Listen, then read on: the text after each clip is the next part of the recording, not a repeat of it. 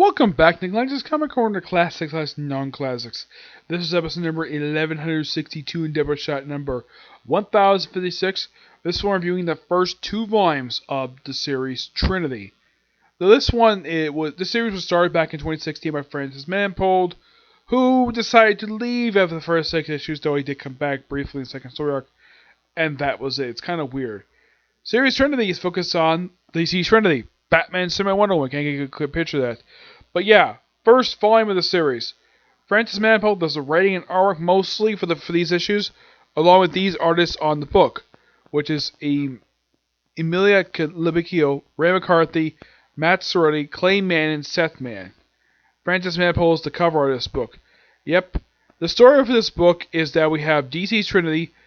We have basically Batman and Wonder Woman visiting the Kents on their farm when they were living in the small town.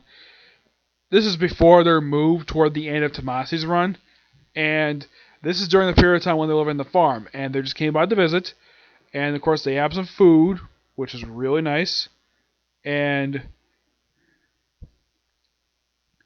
there's also mention here about the cheetah that happens in the Wonder Woman book.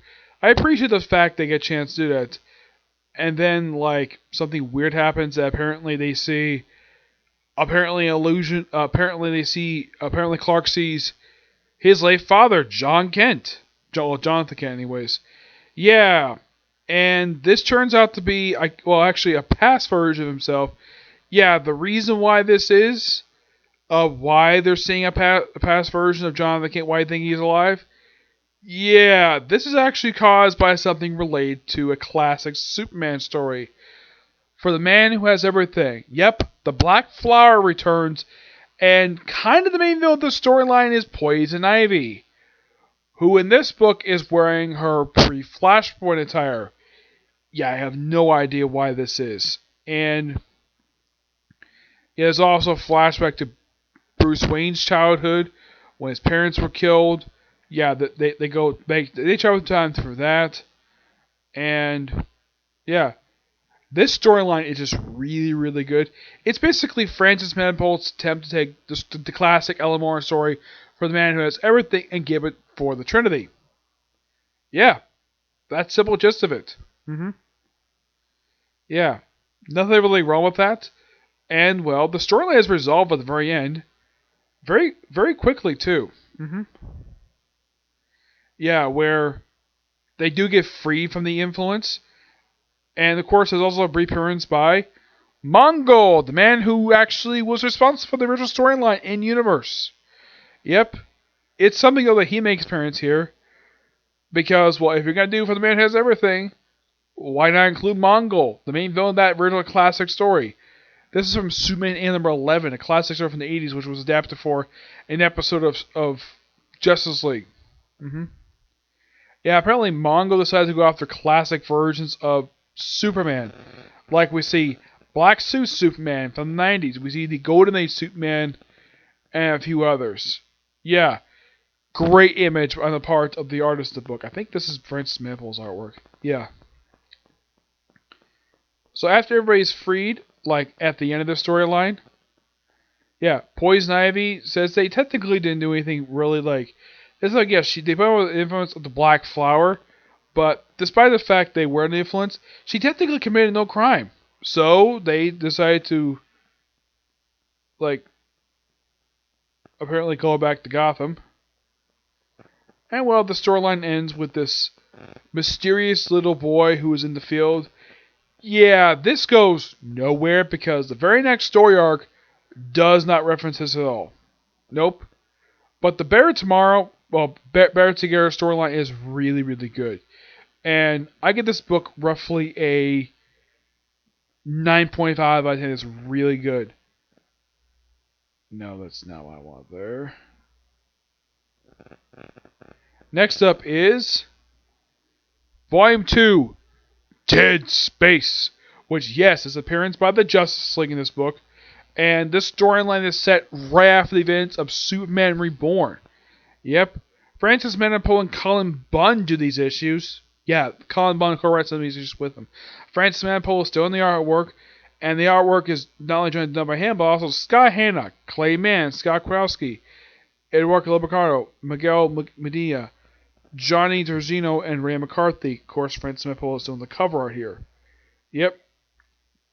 And we had the formation of the evil Trinity in this storyline of Lex Luthor, Ra's al Ghul, and Cersei, who was actually in her post-Flashpoint attire. If you read her in Justice League Dark, this is not her attire. Yeah, for some reason, Tinian had the artist change her look for some reason. I have no idea why they did that. But yeah, in case you're wondering about the Lex suit, why does it have an S on it? There is a reason for that. And the reason why he has the S on there is as a tribute to the Superman he knew who died. And yeah, this storyline takes place right after the events of Superman Reborn. Mostly put, the first issue is just the formation of the evil Trinity. Yeah, this fact they also refer to themselves as the Dark Trinity. We also see the debut of a couple other Trinities in the storyline. Yeah, we also see like brief glimpses of the Batman villains. We see Poison Ivy, we see in the last arc, with Gorilla Grodd, Cheetah, Scarecrow, and Killer Croc. This is a possible hint, and this is just my theory. This is basically Francis Manipul's attempt to tease at the formation of Scott Snyder's Legion of Doom. But time will tell if I was... Now, I don't know if that's really true. That's just my theory on the matter. And they pulled this glop thing out of a Lazarus pit because Ra's obsessed with Lazarus pits. Yep, and there's actually a couple of Trinities. There's the Dark Trinity, which is made up of Artemis, Red Hood, and Bizarro. There is also the Magic Trio, the Magic Trinity, which is made up of Zatanna, John Constantine, and Deadman. They don't show up at the very next story arc. But yeah, the first arc basically was the formation of that. And then we have the Truth About Superman, yeah, a post-Superman Reborn issue. Yeah, which deals with, well, what happened after the events of that storyline. And again, mentioning here. And also setting up the events of the Oz Effect. Yeah. Which really good the fact they have said for that. And yeah, that's what the first couple issues basically meant to do. Is set up Oz Effect and reference Superman Reborn. Basically deals with the after effects that Dead Space. And when you see this, it's like, wait, what is this thing? You're probably wondering, what is that? That is the headquarters of the Justice League, which apparently Brian Hitch forgot exists when he did his run in Justice League. Because if you read any issue he wrote for Justice League, this place never made an appearance in hardly any of his issues. It appeared for a one-off issue prior to his final story arc, and apparently this is something quite strange though about the Watchtower, is that its appearances over the course from 2016-2018 were so scarce and very rarely appeared. I don't know if that's an editorial mandate, the fact that apparently the base of the Justice League could not make an appearance in the comic books. But apparently there's a period of time, the Teen Titans, who their base was Titans Tower in San Francisco during this period of time, and that can make a physical appearance. In the current run, Adam Glass always still has basically scenes set at their current base, which is a freaking warehouse for some reason. But the Justice League at their base, the only time that could happen is if Brian Hitch wasn't writing the book, which that would be true. And by the way, there's actually an issue of Justice League set right after this storyline. No joke. Yeah, Dead Space is simply put like a storyline where the Justice League are locked out of their own base, and it's basically mostly kind of like computer virus, but it's a really good epic storyline. Yeah, it's mostly deals with some alien influence, but it's a great thing to see. It's like the Trinity and it's pretty much the Justice League dealing with an alien influence taking over the Watchtower, and spending well, this is a storyline that takes up roughly like the last few issues prior, and they also have the first annual for Trinity in here as well.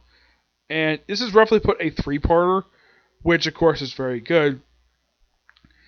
And that's simply what this is. It's a quick little 3-parter with just pure fun, excitement. Like, also one point you have Wonder Woman and various Men of Justice League taking up with these various monsters, like a monster possession story, which is quite interesting to say the least. Yeah, really good storyline. The annual.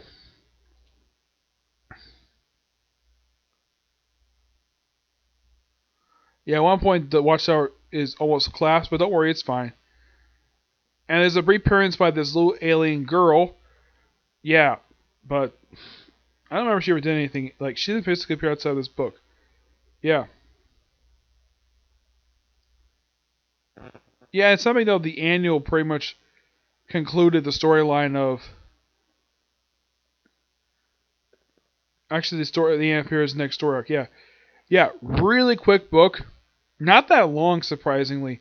Unlike the first two, which was 6 issues, Dead Space is only 5 issues. Yeah, it's like an issue for the Dark Trinity, like 1 issue for like the Superman post-Superman Reborn. So they also did this in Supergirl, and then the last 3 issues deal with Dead Space storyline. All in all, really good start for the series, and I'm definitely looking forward to discussing Volume 3 and 4 eventually. Though I'm not going to discuss 4 right now because I wasn't able to get it, so I'm doing a different trade digitally. Don't worry, I'll reveal what it is when I get up to it, okay? So that's it for this particular review. Oh, I give Dead Space a 9.5 out of 10. Excellent story. So yeah, that's it for this particular review. I do have one more Comic Corner I'm ready to do, but I'm not going to do it right now. I'm going to do that with my Boruto review, which will be up next. But won't be up like immediately next. But yeah, that'll be up soon, okay? See you next video. Bye.